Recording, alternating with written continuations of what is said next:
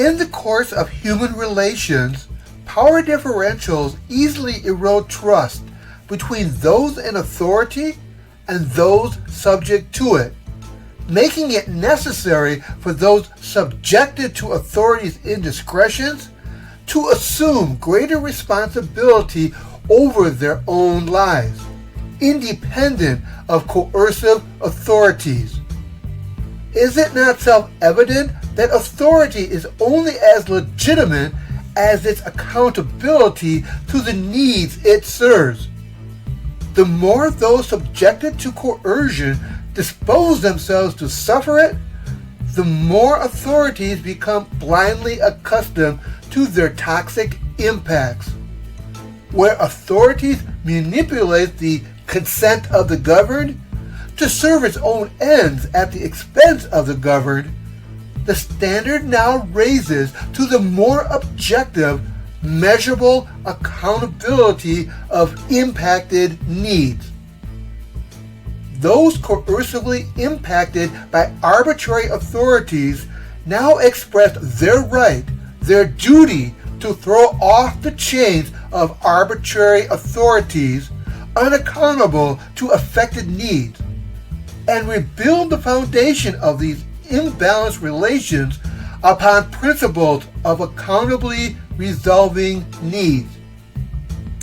The initial step is purely market-based by first exhausting all direct means to identify, express, and address impacted needs, before deferring to top-down authority of law, with its history of morphing into the problem it ostensibly serves.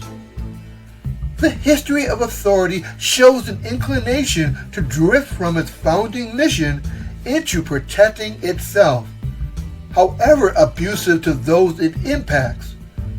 When originating to counter abuses, unaccountable authority easily repeats the model pattern of their former abusers on susceptible others. In the arbitrary way King George III imposed his will on the colonists, their descendants arbitrarily accused me, an asexual, transgender, and tribally enrolled person, of being a child-recruiting sexual predator. The power differential built into the criminal justice system fails here to resolve the need for justice.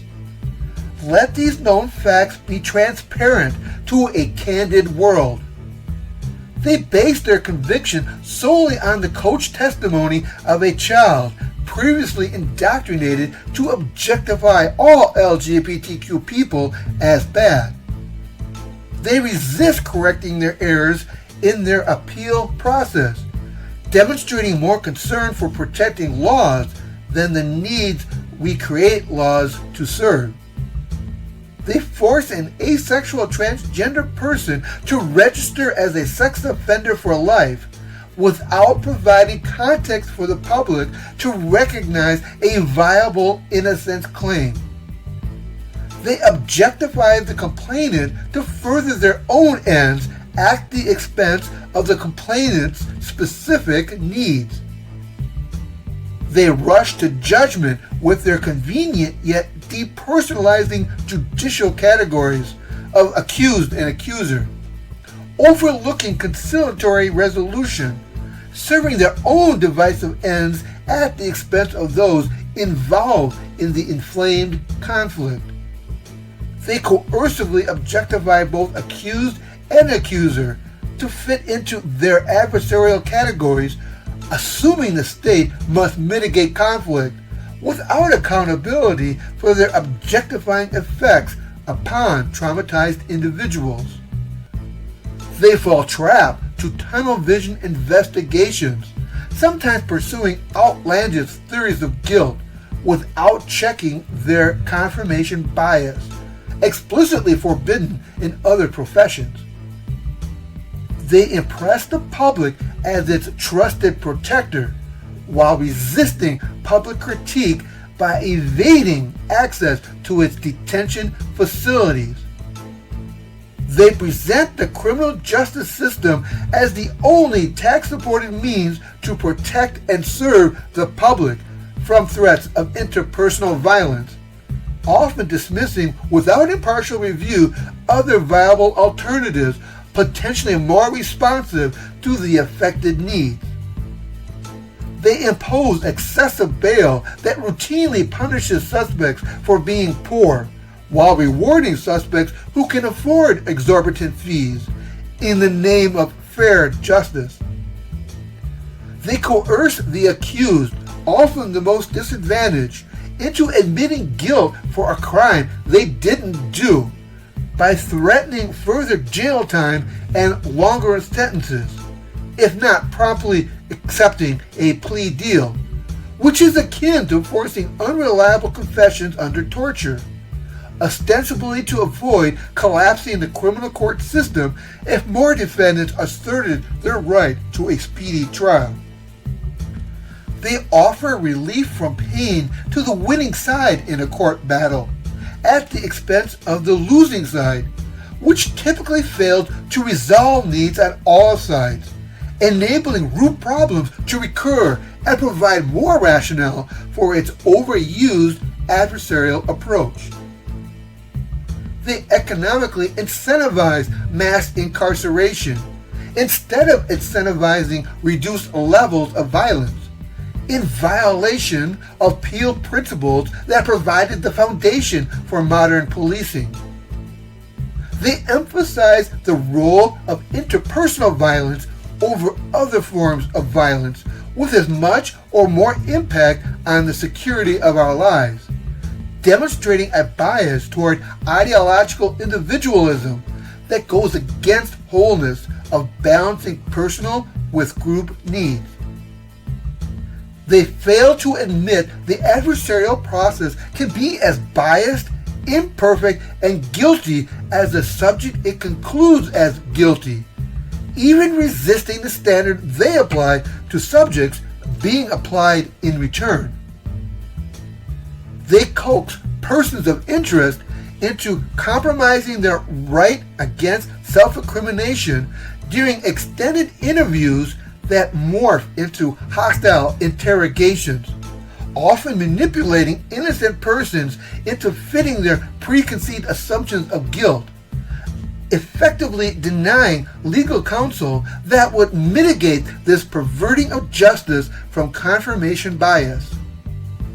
They routinely resist admitting its many errors, insisting on conviction finality, despite compelling evidence of wrongful convictions, including actual innocence, at alarming rates.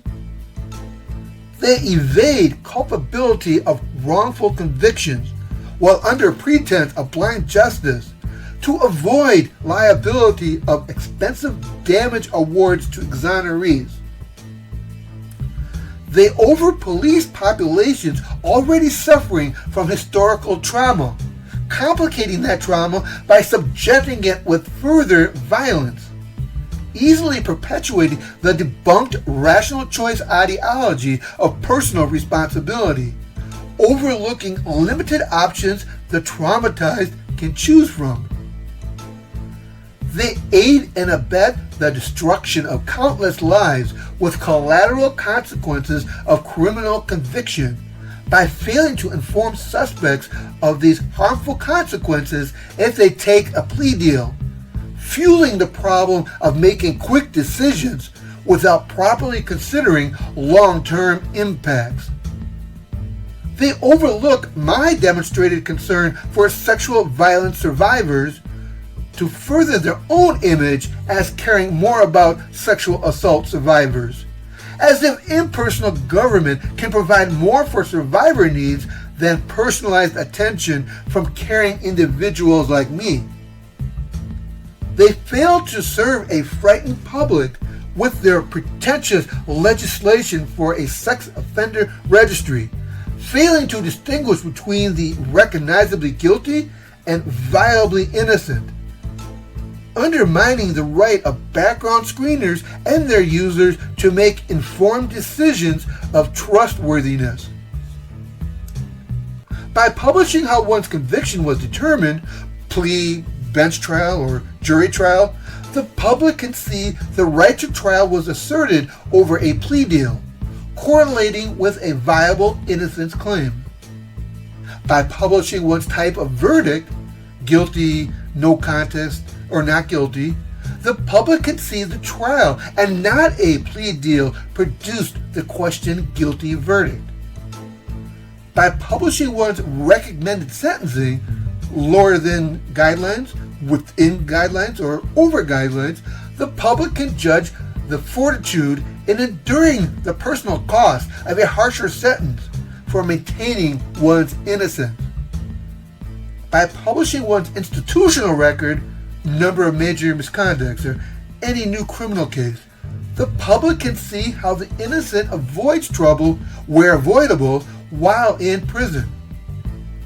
By publishing one's context of discharge, paroled, denied parole for lack of contrition from maintaining innocence, the public can see how the innocent resisted pressure to show remorse to get out of prison early on parole.